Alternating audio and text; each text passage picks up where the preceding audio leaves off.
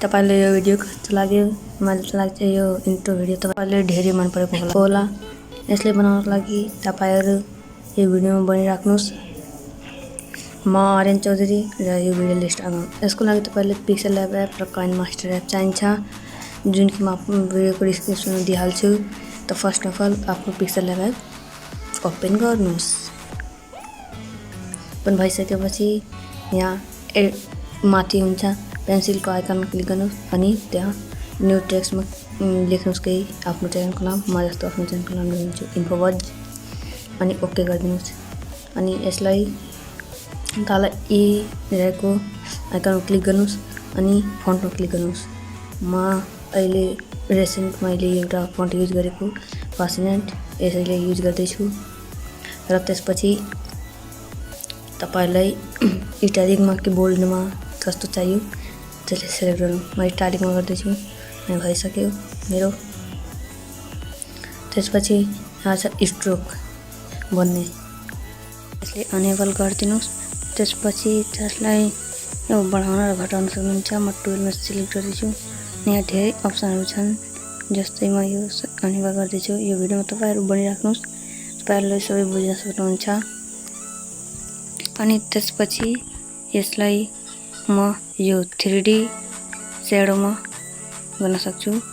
पहिला रिफ्लेक्सन गर्छु, तर यो रिफ्लेक्सन अनि मन अलि परेन, यो गर्दैन। म 3D स्याडो गर्छु पहिला एनेबल। त्यसपछि यसले बढाउँछु 100 सम्म। अनि तल छ ब्लर रेडियस क्यापासिटी के छ। अनि त्यसपछि यसले सेभ एज इमेजमा गरिदिन्छु। यहाँ छ सेभ टु द ग्यालेरी। त्यसपछि देन हामीहरु काइनमास्टर एपलाई ओपन गर्छौं। अनि यहाँ छ काइनमास्टर एप अहिले ओपन हुँदैछ हाम्रो। यो काइनमास्टर एपको म लिंक आफ्नो डिस्क्रिप्सनमा दिइहाल्छु।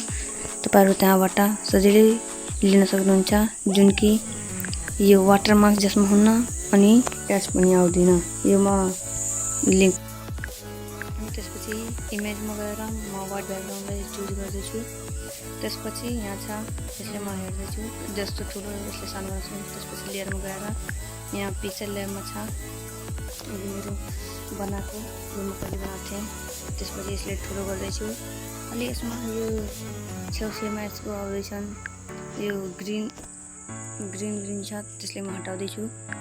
अनि यो अलिअलि सेतो भइसकेको छ। त्यसपछि म यसलाई क्रोपिङ गर्छु। यहाँ छ क्रोपिङको अप्सन तल, यसले म अन गरिदिन्छु।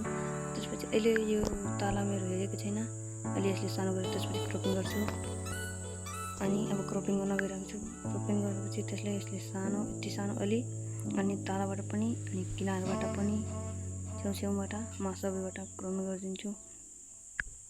त्यसपछि यसले म ठुलो गरिदिन्छु। यति ठुलो हुन अलि सानो अलि भयो। एकचोटि हेरौँ क्रोमा कि म गर्न गइरहेको छु।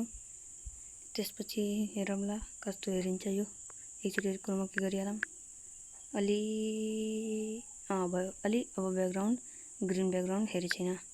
त्यसपछि यो लेयरमा गएर अनि जो यो भिडियो छ त्यसले म यसमा लाउँछु। यसको पनि लिंक म डिस्क्रिप्सनमा दिइहाल्छु, त्यहाँबाट तपाई सजिलैबाट लिन सक्नुहुन्छ यो। त्यसपछि त्यहाँ तल सबभन्दा तल यहाँ ब्लेन्डिङको अप्सन छ। त्यसपछि तल यहाँ हार्ड लाइट छ, त्यसमा क्लिक गर्नुस् अनि भइहाल्छ। अब हेर्नुस् यति त भइसकेछ, तर पनि यसमा अहिले अलि हामीलाई गर्नुपर्ने पर्छ अलि एडिटिङ। त्यसपछि इन एनिमेसनमा गएर स्लाइड राइटमा गएर हामी गर्न सक्छौं। हेर्नुस् अलि राम्रो हेरेछ। अलि म यो स्लाइड राइटलाई स्लो गर्न गइरहेको छु। अलि यसले पहिला कट गरिदिउँ। अब trim to right of playhead गरिदिउँ अनि यसले पनि trim to right of playhead. त्यसपछि यसलाई एकचोटि प्ले गरेर अलि स्लो यसले म गरिदिउँ। अलि अगाडि गएर स्लो गरिदिउँ यसलाई। हेर्नुस् अलि स्लो गर्न गइरहेको छु एनिमेसनमा। अलि यहाँ 1.5 देखि उता।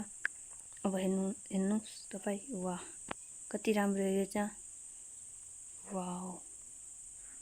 वाउ दामी हेरेछ। अब हेर्नुस् यस्तो हेरिन्छ। यसले तपाई एक्सपोर्टमा गएर एक्सपोर्ट गर्न सक्नुहुन्छ। म त एक्सपोर्ट त्यसले गरिदिन्छु।